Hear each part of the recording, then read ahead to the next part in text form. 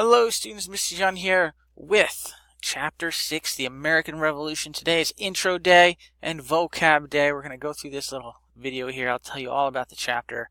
On the very next page, go ahead and take a look at your vocab. There's a nice video there too, and then knock out your vocab quiz.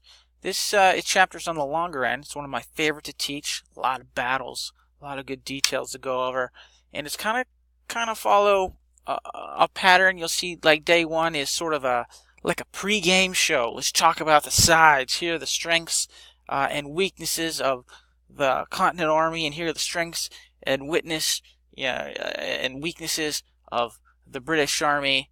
And I don't know how that's going to pan out for them, Cotton. That kind of thing.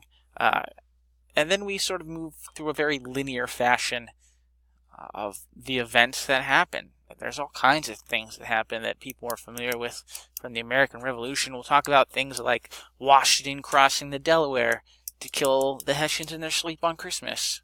Crazy thing they did there.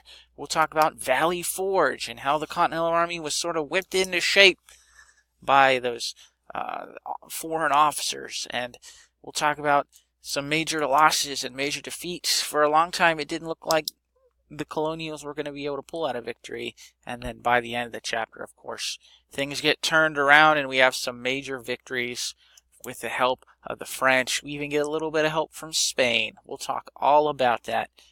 And then that last lesson, sort of how the war ends, and it's sort of a post-game analysis. Here were the advantages and the disadvantages of each. This is how they panned out and why we ended up with the results that we did. And that's chapter 6, a very fun and exciting, action-packed chapter. I believe I broke it into 5 lessons. Lesson 1 was a lot of information, so I broke it into 2 parts, and then we hit 2, 3, 4, and then of course we have our study day and our test day. So as long as we break it up and do a little bit each day, what seems like a whole lot of information will all come fit in your brain. Just don't shove it all in at once. We'll break it down a little bit at a day, and we'll get to the goal there. Ace that test at the end. That's it. You actually do have an in-service day somewhere in here. I believe Friday the 26th. No school for you guys that day. That's near the end of the chapter. Yeah, midway through. That'd be great.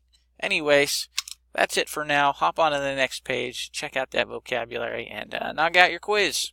Let me know if you need me. I'll see you on the next page.